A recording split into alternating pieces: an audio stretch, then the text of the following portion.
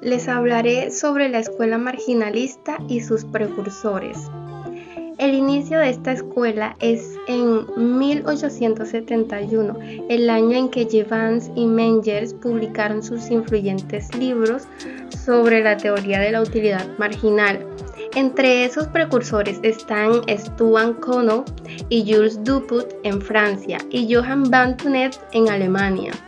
En este capítulo se presenta una perspectiva de la escuela marginalista y se analizan las ideas de estos tres precursores. Principios fundamentales de la escuela marginalista.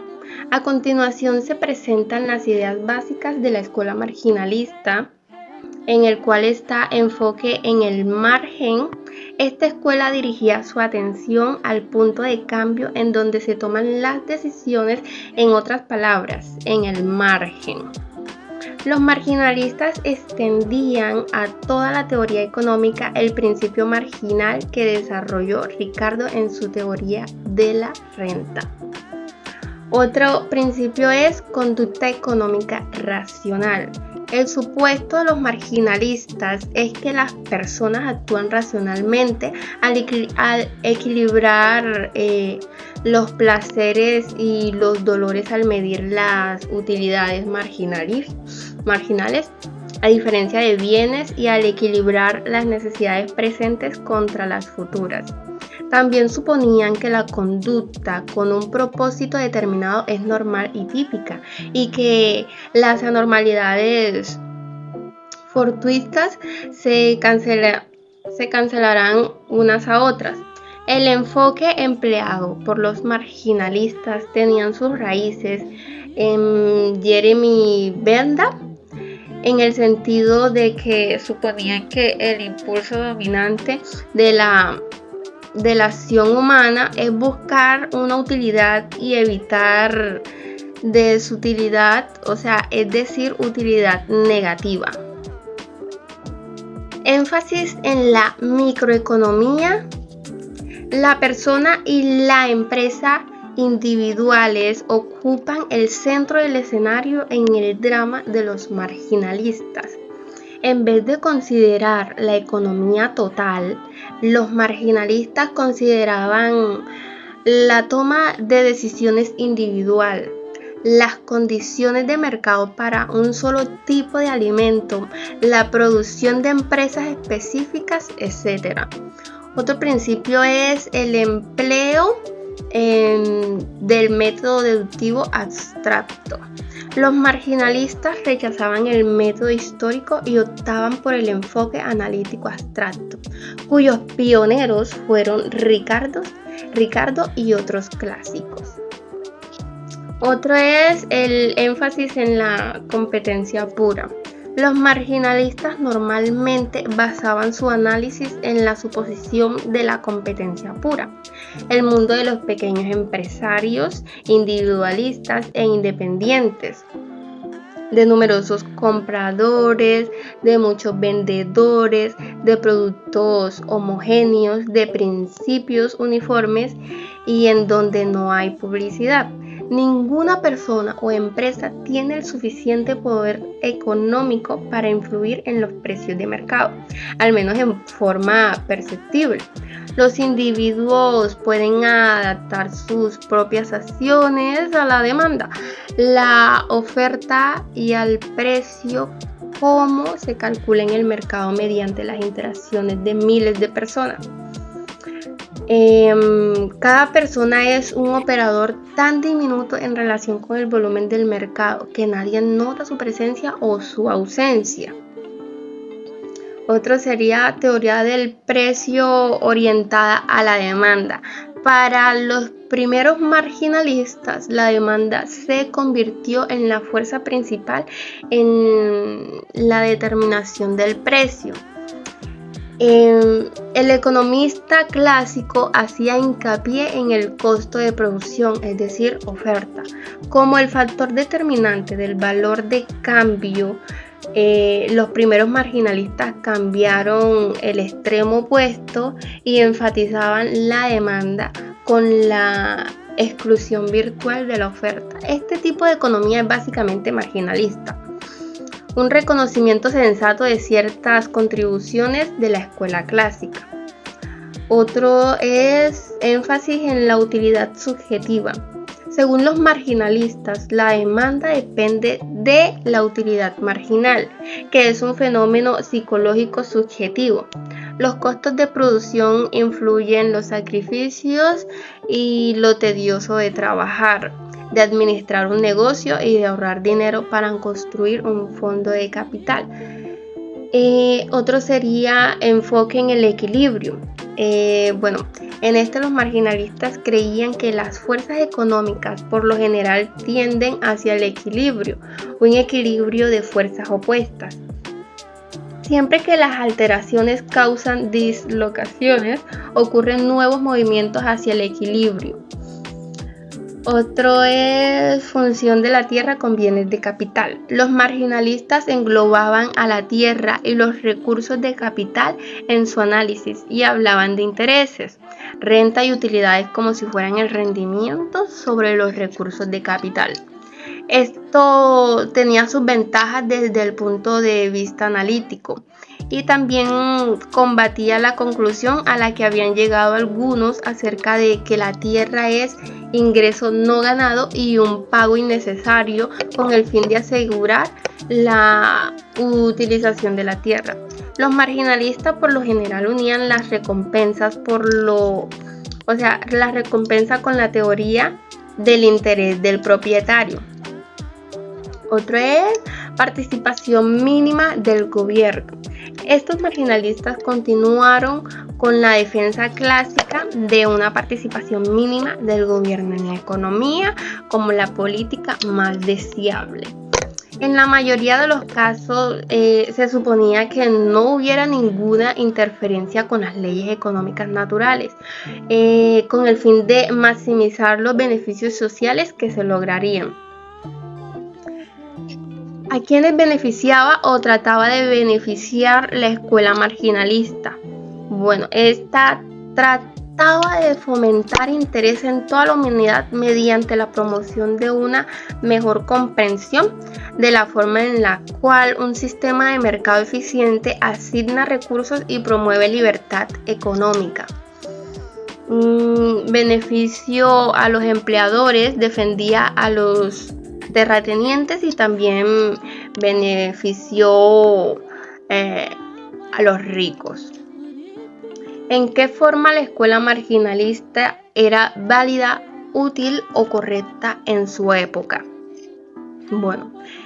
Desarrolló nuevas y poderosas herramientas de análisis, los cuales son diagramas geométricos y técnicas matemáticas. Dieron a las condiciones de la demanda su importancia exacta. El método del análisis del equilibrio parcial permitió que los investigadores analizaran con minuciosidad los fenómenos complejos. El enfoque microeconómico completo al macroeconómico. ¿Qué principios de la escuela marginalista se convirtieron en contribuciones perdurables? En esta escuela no logró explicar el crecimiento económico y su teoría demostró ser inadecuada para los países que tenían un desarrollo lento. Además, el análisis de estos pensadores era estático, sin limitación del tiempo. La teoría del monopolio de Conout fue el primer economista en derivar la proposición de que una empresa puede maximizar sus utilidades si se determina el precio en el cual el ingreso marginal es igual que el costo marginal. La teoría del duopolio de Conout, un mercado en donde compiten dos empresas. Conout suponía que los compradores fijan los precios y que los vendedores simplemente ajustaban su producción a esos precios. Jules Dupont, el ingeniero francés, es el segundo precursor importante del marginalismo. Dupuy publica en 1844 una obra consagrada a los bienes colectivos titulada, obra que pasa totalmente desapercibida en el momento de su publicación.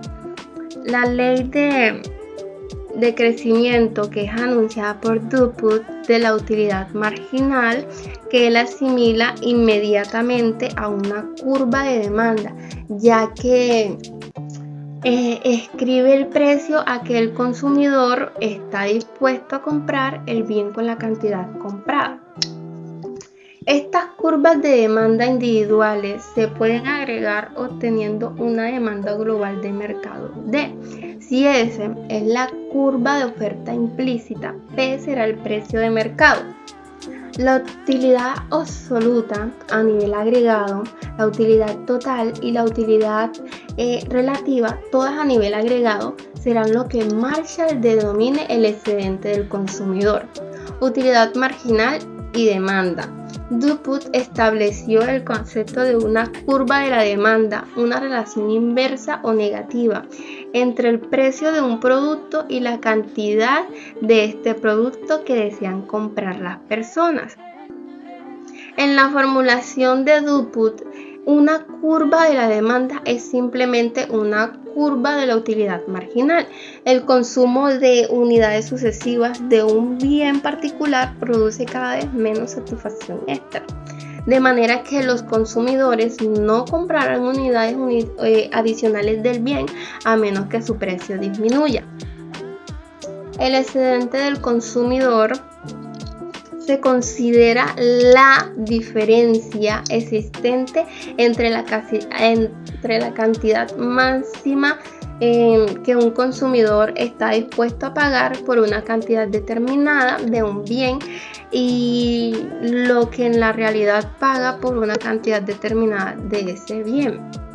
Discriminación de precios del monopolio. La discriminación de precios solo puede ocurrir cuando es posible segregar a los compradores en grupos identificables y en donde la reventa del producto por los clientes es imposible o prohibitivamente costosa.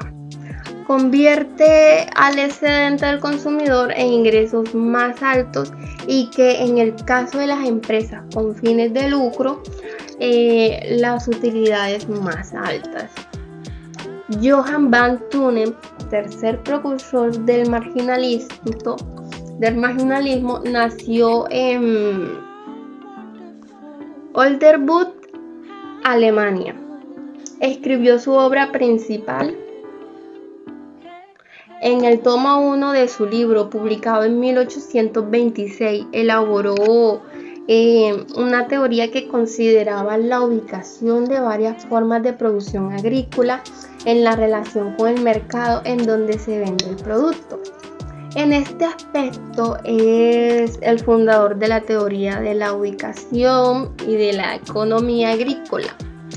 En el tomo 2 de esta obra, publicado en 1850, amplió su análisis y en el proceso estableció una imperfecta teoría de la productividad marginal de salarios y capital.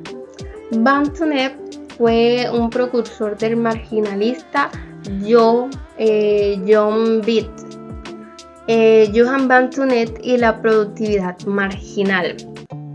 Van Thunen sugería que el empleador debe añadir unidades de trabajo hasta que el ingreso marginal del producto del trabajo, el ingreso extra resultante de mayor producción, sea igual al gasto de los salarios de contratar al trabajador.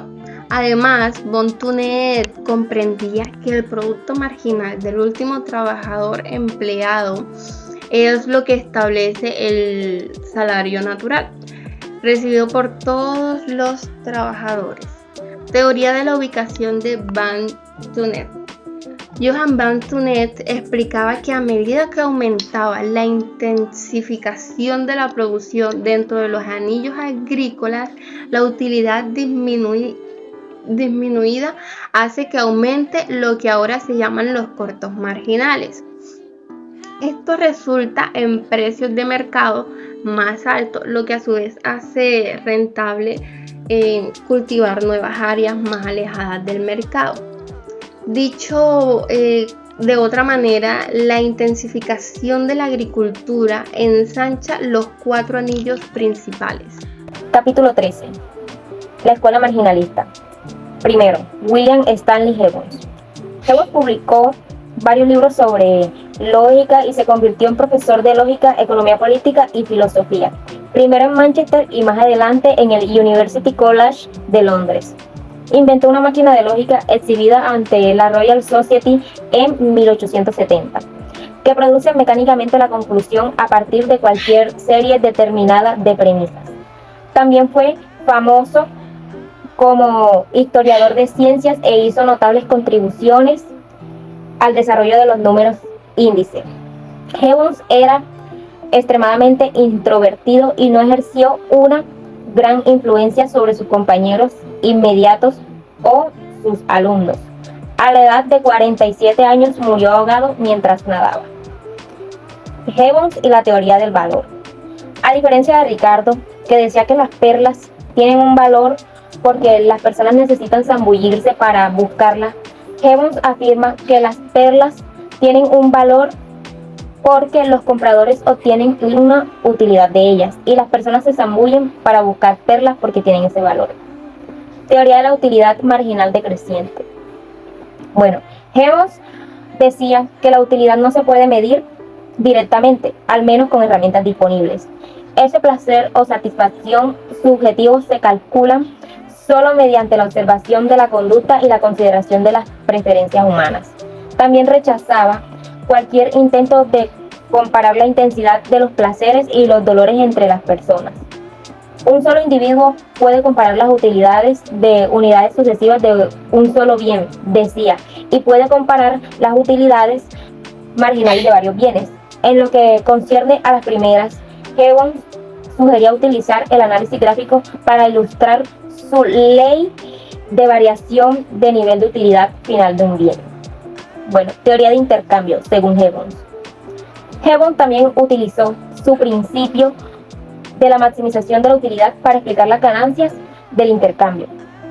Suponga que una parte, la parte comercial, solo tiene maíz y la otra solo carne de res.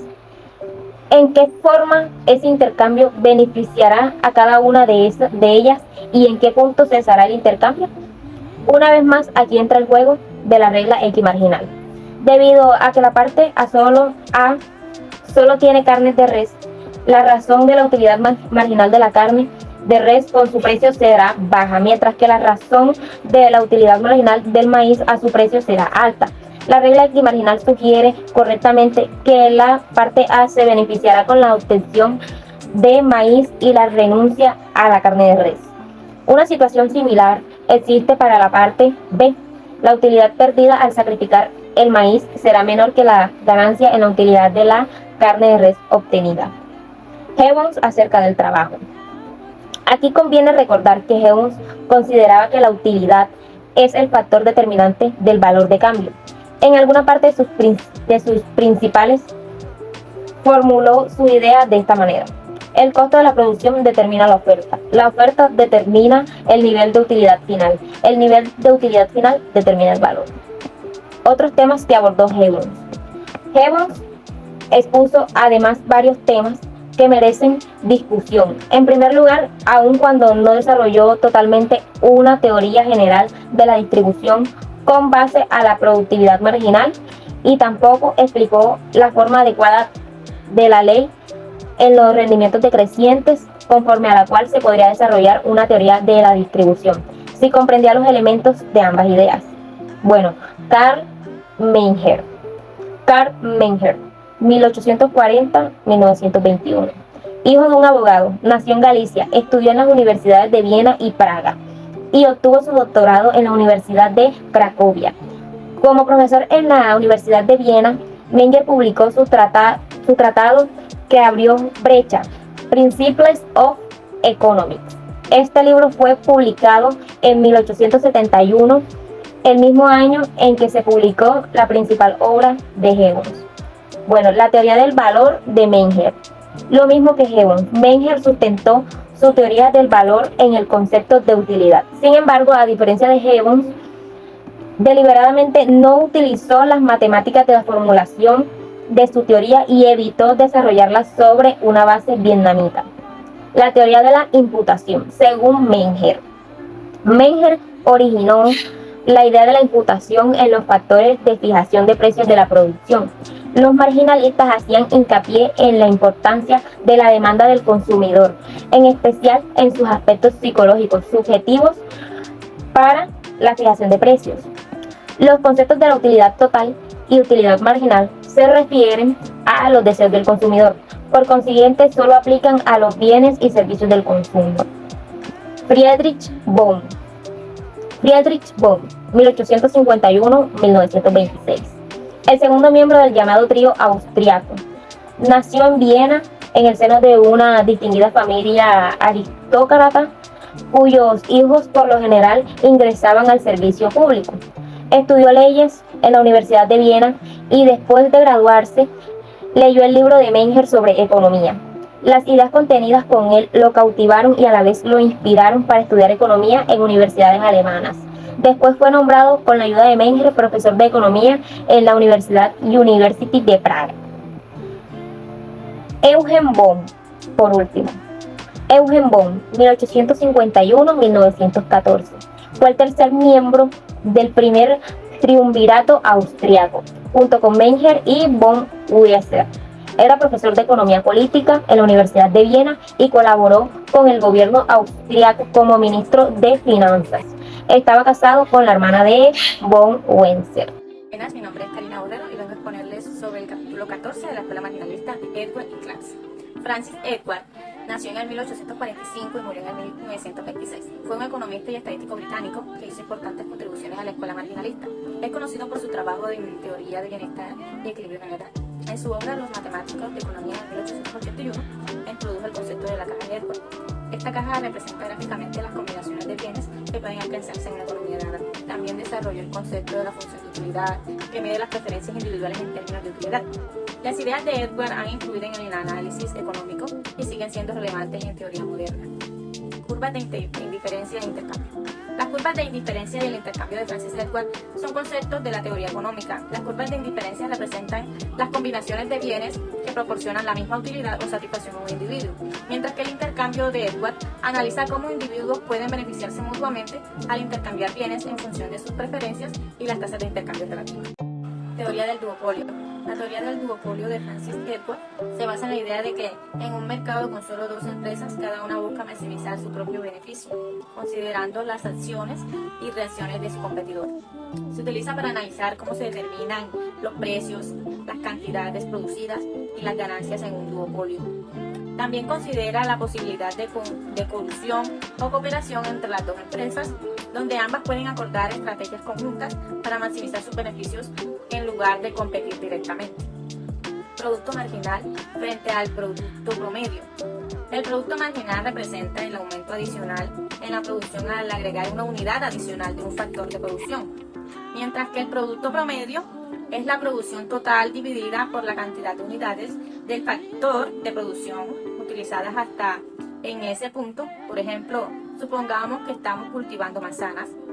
El producto marginal sería la cantidad adicional de manzanas, ¿cierto?, que obtenemos al agregar un árbol más a tu huerto, mientras que el producto promedio sería la producción total de manzanas dividida por el número de árboles en tu huerto. Hablaremos de John Baptist Clarkson. John Baptist Clarkson nació en el 1847 y murió en el 1938. Fue un influyente economista estadounidense asociado a la escuela marginalista. Es conocido por su teoría del valor marginal y su enfoque en la productividad y la distribución del ingreso. Sus ideas tuvieron un impacto significativo en el desarrollo de la economía neoclásica y siguen siendo relevantes en la actualidad. En ella estuvo la teoría de la distribución de la productividad marginal, pues esta teoría de la distribución de la producción marginal de John Baptist sostiene que los ingresos de los factores de producción como el trabajo, el capital, se distribuyen de acuerdo con su contribución marginal a la producción. También argumentó que los salarios y las rentas se determinan por la productividad de cada factor de producción. Según esta teoría, los factores más productivos recibirán mayores recompensas o compensaciones. Implicaciones éticas de la teoría de la distribución de clases. La teoría de la distribución de clases plantea que los recursos deben distribuirse de manera equitativa entre los individuos. Algunas implicaciones éticas de esta teoría podría ser la promoción de la justicia social, la igualdad de oportunidades y la responsabilidad colectiva en el cuidado de los demás vulnerables. Sin embargo, también pueden surgir debates sobre qué se considera una distribución justa y cómo se deben tomar decisiones difíciles cuando los recursos son limitados. Capítulo 15. La escuela neoclásica de Alfred Marshall. Alfred Marshall fue un economista británico y uno de los principales representantes de la escuela neoclásica de la economía. Se desarrolló a finales del siglo XIX y principios del siglo XX y se caracterizó por su enfoque en la teoría del equilibrio general y el análisis de la oferta y la demanda en los mercados. Marshall también hizo importantes contribuciones a la teoría del valor y la teoría de la utilidad. Vida y método de Marshall. Alfredo Marshall nació en el 26 de julio de 1842 en Londres, Inglaterra, y falleció el 13 de julio de 1924. Fue un profesor de economía en la Universidad de Cambridge y realizó importantes contribuciones al campo de la economía. Su método más central era en el análisis microeconómico y en el estudio detallado de los mercados y los precios. También se enfatizó bastante en la importancia del equilibrio entre la oferta y la demanda en la determinación de los precios. Además, desarrolló el concepto de la elasticidad, que mide la sensibilidad de la demanda o la oferta ante cambios en los precios. Su metodología se basaba en la observación empírica y el uso de datos para respaldar sus teorías económicas. Utilidad y demanda. La utilidad marginal. La utilidad marginal, según Alfred Marshall, es un concepto económico que ayuda a entender cómo cambia la satisfacción o utilidad al consumir una unidad adicional de un bien o servicio. Es importante para tomar decisiones de consumo y producción eficientes. Por ejemplo, supongamos que una persona está comiendo rebanadas de pizza. La utilidad marginal de la primera rebanada puede ser alta, ya que satisface su hambre inicial. Sin embargo, a medida que come más rebanadas de pizza, la utilidad marginal va disminuyendo gradualmente, ya que su satisfacción se va reduciendo y se siente cada vez más lleno. Elección racional del consumidor. La teoría de la elección racional del consumidor de Alfred Marshall se basa en la idea de que los consumidores toman decisiones racionales al maximizar su utilidad y considerar los precios y las preferencias. También se centró en la idea de que los consumidores buscan maximizar su satisfacción o utilidad al tomar decisiones de compra, teniendo en cuenta factores como el precio, la calidad y las preferencias individuales. Además, Marshall introdujo el concepto de la curva de demanda para representar la relación entre el precio y la cantidad demandada de un bien o servicio. Ley de la demanda. La ley de la demanda de Alfred Marshall establece que a medida que el precio de un bien aumenta, la cantidad demandada tiende a disminuir. Además, esta ley sugiere que existe una relación inversa entre el precio y la cantidad demandada de un bien. Por ejemplo, si el precio de los teléfonos móviles disminuye, es probable que más personas estén dispuestas a comprarlos, lo que resultaría en un aumento en la cantidad demandada de teléfonos móviles. Por el contrario, si el precio de los teléfonos móviles aumenta, es probablemente que menos personas estén dispuestas a comprarlos, lo que resultaría en una disminución en la cantidad demandada. Excedente del consumidor. El excedente del consumidor, según Alfredo Marshall, es la diferencia entre el precio máximo que un consumidor está dispuesto a pagar por un bien y el precio de mercado actual. Representa la satisfacción adicional que obtiene el consumidor al pagar menos por un bien de lo que está dispuesto a pagar. Por ejemplo, si un consumidor está dispuesto a pagar hasta 50.000 por un libro, pero lo encuentra a la venta por 30.000, el excedente del consumidor sería de 20.000, ¿cierto? Ese sería el beneficio adicional que el consumidor obtiene al adquirir el libro a un precio más bajo que su valor percibido. Elasticidad de la demanda. La elasticidad de la demanda, según Alfredo Marchal, permite medir cómo cambia la cantidad demandada de un bien en respuesta a cambios en su precio. Si la demanda es elástica, un pequeño cambio en el precio puede tener un gran impacto en la cantidad demandada. Si la demanda es inelástica, los cambios en el precio tienen un impacto menor en la cantidad demandada. Por ejemplo, si la elasticidad de la demanda de los productos básicos como la sal es baja, o sea, inelástica, un aumento en el precio de la sal no afectará significativamente la cantidad demandada, ya que es un producto esencial y los consumidores seguirán comprando independientemente del precio. Sin embargo, si la elasticidad de la demanda de teléfonos inteligentes es alta, o sea, elástica, un aumento en su precio puede llevar a una disminución considerablemente en la cantidad demandada, ya que los consumidores pueden optar por alternativas más económicas. Oferta. Según Marchal, la oferta se refiere a la cantidad de un bien o servicio que los productores están dispuestos a vender en el mercado a diferentes niveles de precios. Marchal también señaló que en general los productores están dispuestos a ofrecer más cantidades de un bien a medida que su precio aumenta. Corto plazo. El corto plazo de la oferta, según Alfredo Marchal, se refiere a un periodo de tiempo en el que la cantidad de producción no puede ser aumentada debido a la capacidad limitada de los factores de producción fijos. Mientras que el largo plazo de Alfredo Marchal se refiere a un periodo de tiempo en el que todos los factores de producción pueden ser ajustados completamente. En este periodo, las empresas pueden aumentar o disminuir su capacidad de producción, realizar inversiones en nuevos equipos y tecnologías y realizar cambios en la organización para adaptarse a las condiciones cambiantes del mercado. Precio y cantidad de equilibrio. El precio y la cantidad de equilibrio, según Marchal, se establecen en el punto donde la oferta y la demanda se igualan, lo que resulta en un equilibrio de mercado estable. Sin embargo, no puede proporcionar valores específicos sin más información. Distribución del ingreso.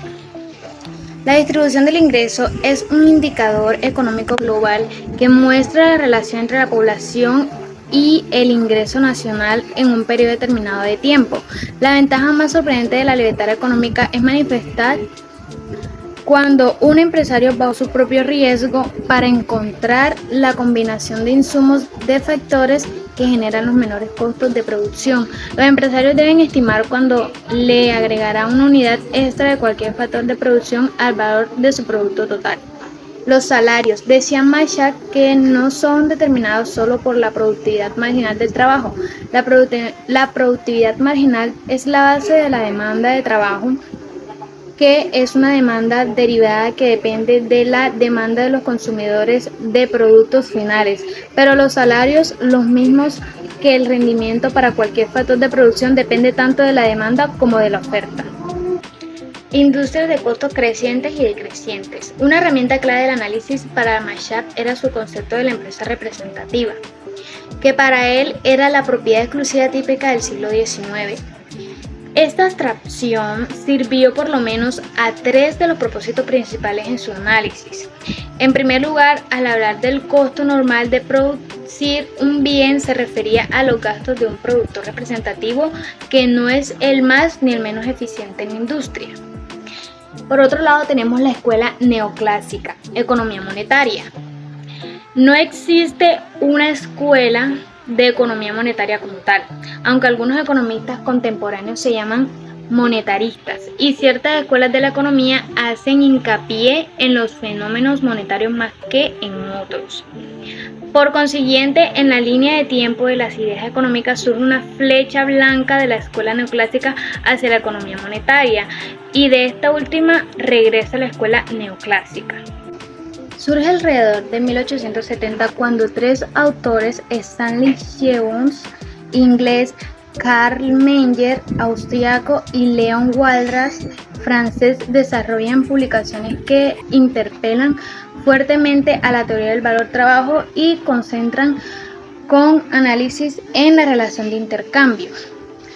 Cantidades de mercancías y referencias subjetivas de los consumidores, escasez y utilidad, y bienes económicos, aquellos cuyo valor depende de la utilidad que otorgan a cada individuo. de los diferentes bienes libres, aire, luz, solar, etc., Machat le dedicó cierta atención al análisis monetario. En específico expresó una versión de la ecuación del intercambio llamada la ecuación de Cambridge. Esta versión es M igual a K, P y T, donde M son las existencias de dinero, K la fracción del ingreso de las personas desean tener colectivamente de forma de saldos en efectivo y P el nivel general de precios. En cuanto a T, ya sea el volumen del comercio o el ingreso real. La K de Machat no es nada más que la recíproca de la velocidad de la circulación. B en la ecuación más familiar del intercambio, MB igual a PT. Por otra parte, la escuela neoclásica de economía monetaria se centra en el papel del dinero en la economía y en cómo afecta las decisiones de consumo, inversión y producción. Los neoclásicos consideran que el dinero es neutral a largo plazo y que los precios y salarios se ajustan para equilibrar la oferta y la demanda en el mercado. Además, sostienen que los individuos maximizan su utilidad al tomar decisiones económicas racionales. La escuela neoclásica de la economía monetaria se enfoca en el análisis de cómo el dinero y las políticas monetarias afectan el funcionamiento de la economía. Se centra en el equilibrio entre la oferta y la demanda, la maximización de la utilidad individual y considera que los precios y salarios se ajustan para lograr ese equilibrio. La escuela neoclásica de la economía monetaria se basa en la idea de los agentes económicos toman decisiones racionales y maximizan su utilidad. Se enfoca en el papel del dinero y cómo afecta el equilibrio entre la oferta y la demanda de la economía. Además, considera que los precios y salarios se ajustan para lograr ese equilibrio.